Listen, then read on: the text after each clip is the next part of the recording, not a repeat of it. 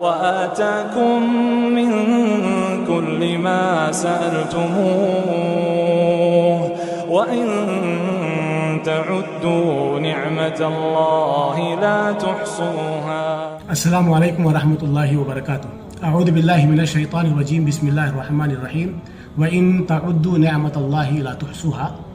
اور اگر تم اللہ تعالیٰ کی نعمتوں کو، احسانات کو شمار کرنا چاہو تو شمار نہیں کر سکتے. یہ بات قرآن مجید میں دو جگہ آئی ہے، سورہ ابراہیم آیت نمبر 34 اور سورہ نحل آیت نمبر 18. ہم آیت کے اس ٹکڑے میں صرف نعمتن پر کچھ مختصر بحث کریں گے. نعمتن بکسر نون، نون کو زیر کے ساتھ، یہ قرآن میں کئی جگہ استعمال ہوا ہے. یہ خیر کے لیے آتا ہے، نعمتن خیر کے لیے. اور ایک ہے نعمتن بفتح نون، نون کو زبر کے ساتھ، یہ شر اور عقوبت کے لیے آتا ہے، جیسا کہ یہ سورہ دخان میں استعمال ہوا ہے.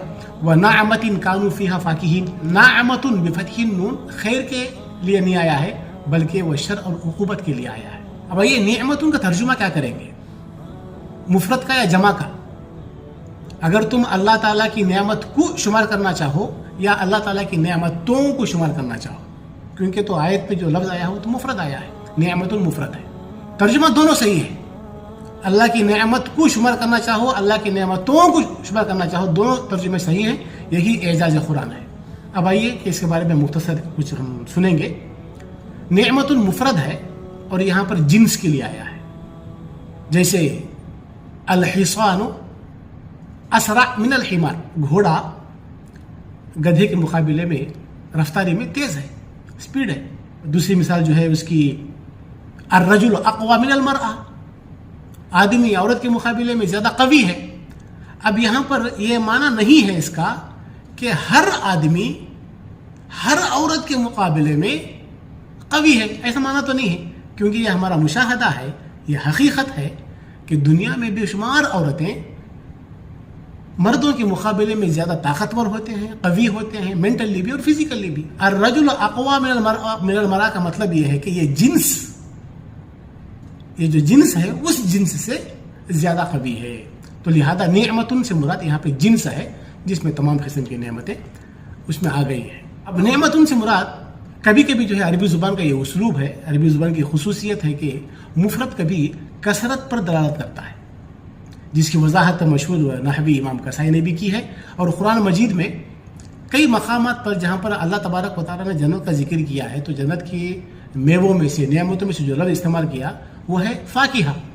تو فاکہہ یہ مفرد ہے، فواکہ جمع ہے، لیکن جنت کے ذکر میں اللہ تبارک و تعالیٰ کئی جگہ مفرد استعمال کیا ہے، فاکہہ، سورہ رحمان اور کئی جگہ پہ ہے. تو کہنے کا مطلب یہ ہے کہ عربی میں مفرد کبھی کثرت پر بھی دلالت کرتا ہے. اور جنس جمع کے مقابلے میں زیادہ عام اور اشمل ہے. اب آئیے کہ اس آیت میں نعمتن کو اگر مفرد ہی مراد لیا جائے، واحد ہی مراد لیا جائے، جنس بھی نہیں اور کثرت بھی نہیں، واحد ہی مراد لیا جائے، جب بھی اعجاز قرآن باقی رہے گا اور معنی صحیح رہے گا. اس کی کئی مثالیں ہم دے سکتے ہیں کہ اللہ تعالیٰ کی ایک نعمت کا بھی ہم احسان نہیں کر سکتے. اللہ تعالیٰ کی نعمتیں ہم پر ایسی ہیں کہ اس کی ایک نعمت کا بھی ہم احسان نہیں کر سکتے. اس کی ہم کئی مثالیں دے سکتے ہیں. اگر ہم صرف آنکھ ہی کو اگر لے لیں گے، آنکھ، اب آنکھ کے اندر ہمارے اندر جو سیاہی ہے، کالا نقطہ ہے، جو سفید ہے، جو خلیے ہیں، جو رگیں ہیں، اس کی جو ڈیزائننگ کی گئی ہے، میں اس پر بحث نہیں کر رہا. سالوں سے اس پر جو ہے میڈیکل سائنس تحقیق کر رہی ہے، لوگ تحقیق کر رہے ہیں، اس کے متعلق یونیورسٹیاں قائم کی گئی ہیں. آنکھوں کا ڈاکٹر بننے کے لیے کئی سال پڑھنا پڑتا ہے. تو اتنے سالوں کی تحقیق کے بعد بھی آج تک کسی کا یہ دعویٰ نہیں ہے کہ آنکھ کے بارے میں حرف آخر پہنچ چکے ہیں. تو اب میری مراد آنکھوں کے بینائی، دیکھنا، آنکھوں کی جو میڈیکل سائنس ہے، آنکھوں کا جو ڈیزائن ہے، اس کے بارے میں نہیں ہے. میں صرف جو ہے آنکھوں کا جو ظاہر ہے، حرکات کے بارے میں بولنا چاہتا ہوں کہ آنکھوں کے جو حرکات ہیں یہ بھی جو ہے کتنے عجیب ہیں. وہی آنکھیں ہیں لیکن ہر حرکت کا ایک الگ معنی ہے. وہی آنکھیں ہیں، ہر حرکت کی ایک خصوصیت ہے. وہی آنکھیں ہیں، ہر حرکت کی ایک کہانی ہے. جیسے اوپر کی جانب دیکھنا، نیچے دیکھنا، دائیں بائیں کرنا، نظر سے نظر ملانا، نظر انداز کرنا، टिकटिकी बांध कर देखना, सरसरी नज़र देखना, घूर कर देखना, कंखी मारना, गमगीन आंखें, नम आंखें, खामोश आंखें, इस किस्म की और बेशुमार हरकतें हैं। हर हरकत की एक खुसूसियत है, हर हरकत का एक अलग माना है और हर हरकत में एक कहानी है। यह है अल्लाह की एक नेमत का भी हम एहसान नहीं कर सकते। अब आइए हम आखिरी नुक्ते पर आएंगे। वो आखिरी नुक्ता यह है कि ये जो व इन तउद्दू नेमतल्लाह ला तुहसूहा, ये टुकड़ा कुरान में 2 जगह आया है, लेकिन दोनों जगह इख्तिताम अलग अलग है। इसकी क्या हिकमत है? सूरह इब्राहिम में इख्तिताम है व इन तउद्दू नेमतल्लाह ला तुहसूहा इन्नल इंसाना लज़लूमुन कफ़्फ़ार, ये सूरह इब्राहिम का इख्तिताम है। और सूरह नहल का इख्तिताम क्या है? व इन तउद्दू नेमतल्लाह ला तुहसूहा इन्नल्लाह लग़फ़ूरुर रहीम। तो दोनों आयतों में इख्तिताम अलग है, जबकि ये एज इट इज है, बगैर किसी हज़्फ़ व इज़ाफ़े के, बगैर किसी इख्तिलाफ के। व इन तउद्दू नेमतल्लाह ला तुहसूहा, ये एज इट इज है सूरह इब्राहिम और सूरह नहल में, लेकिन इख्तिताम दोनों का अलग अलग है। इसकी हिकमतें क्या है? इसकी हिकमतें ये हैं कि सूरह इब्राहिम में इस आयत का जो सियाक है वो उसमें इंसान की सिफत बयान की गई है। जैसे अलम तरा इलल लदीना बद्दलू नेमतल्लाह, क्या आपने उन लोगों को नहीं देखा जिन्होंने अल्लाह की नेमतों को बदल दिया। वजालू लिल्लाहि अंदादा, उन्होंने अल्लाह के साथ शरीक ठहरा लिया। कुल इबादी अल्लदीना आमनू यकीमुन सलाह, मेरे बंदों से कह दो।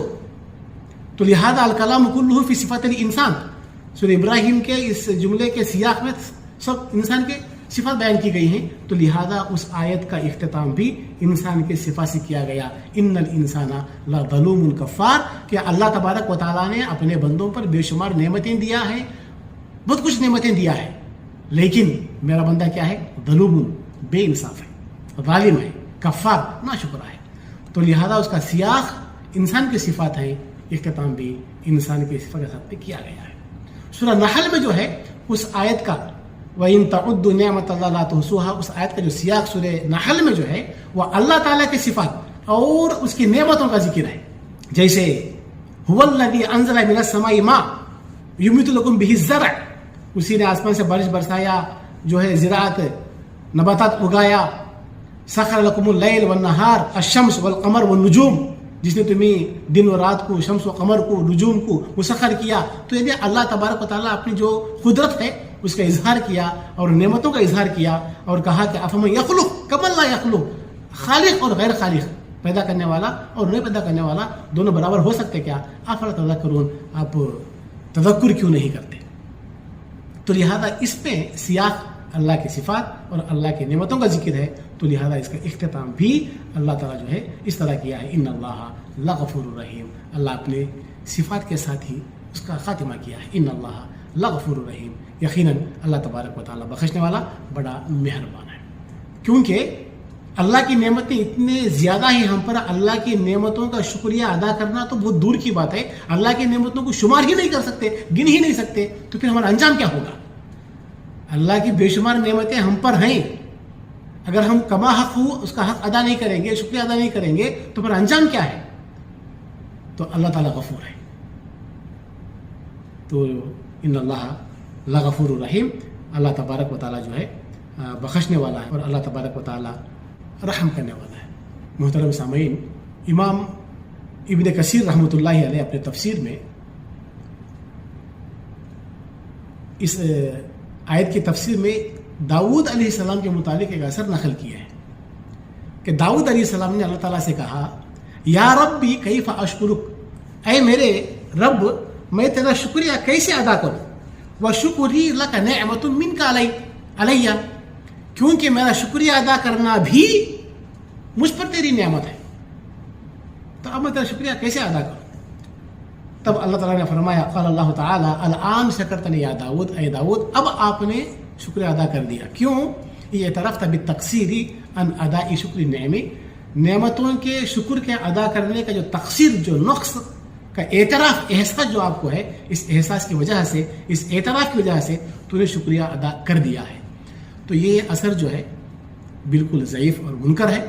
मैं मुनासिब समझा, क्योंकि इमाम इब्न कसीर रहमतुल्लाह अलैह इस आयत की तफसीर में इस असर को लाए हैं, तो मैंने मुनासिब समझा कि वजाहत कर दूँ कि यह असर मुनकर है, इस हदीस की सनद सही नहीं है, ज़ईफ़ है। मोहतरम नाज़रीन व नाज़रात, अल्लाह की नेमतों के हवाले से پڑوسی ملک کے ایک شاعر بہت ہی پیارے اسلوب میں کچھ اشعار کہے ہیں، جس کا نام انہوں نے رکھا خدا کا سوال۔ اللہ تعالیٰ کو ہم خدا کا استعمال نہیں کرنا چاہیے، مناسب نہیں ہے۔ اللہ تعالیٰ کو ہم اسی نام سے پکاریں گے جو قرآن میں اور صحیح احادیث سے ثابت ہے۔ بس اوقات مجبوری میں اشعار میں اس کا استعمال ہو جاتا ہے۔ تو اللہ کی کچھ نعمتوں کے حوالے سے یہ ان کی نظم مجھے بہت پسند آئی، لیکن کچھ اشعار جو مجھے مناسب نہیں سمجھے ان کو نکال کر کچھ کو حذف کر کے کچھ کا میں آپ کے سامنے رکھ رہا ہوں۔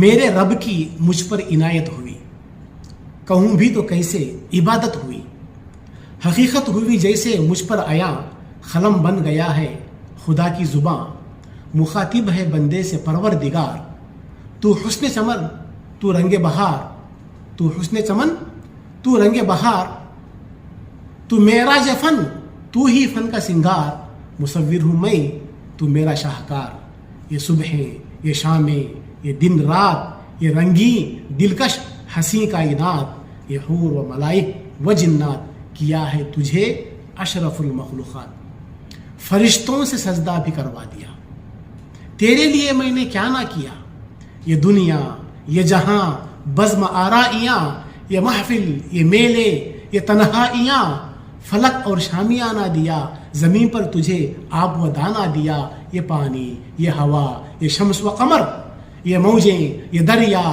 یہ کنارہ بھنور، یہ شاخوں پہ غنچے چٹکتے ہوئے، فلک پر ستارے چمکتے ہوئے، یہ شعلہ یہ شبنم یہ مٹی یہ جھرنوں کے بجتے ہوئے جل ترنگ، یہ جھیلوں میں ہنستے ہوئے کنول، یہ دھرتی پہ موسم کی لکھی غزل، یہ سردی یہ گرمی یہ بارش یہ دھوپ، اور یہ رنگ و روپ، درندوں چرندوں پہ قابو دیا، تجھے بھائی دے کر بازو دیا، بہن دی تجھے اور شریک سفر، تجھے اولاد بھی دی اور دیے والدین، یہ عقل و ذہانت شعور و نظر، یہ بستی یہ صحرا یہ خشکی یہ تر، اور اس پر کتاب ہدایت بھی دی، نبی بھی اتارے شریعت بھی دی، غرض کے سبھی کچھ تیرے لیے، بتا کیا کیا تو نے میرے لیے۔ اللہ تعالی ہم تمام کو دین کو سمجھ کر عمل کی توفیق عطا فرمائے۔ وصلی اللہ علیہ نبینا محمد، والسلام علیکم ورحمۃ اللہ وبرکاتہ۔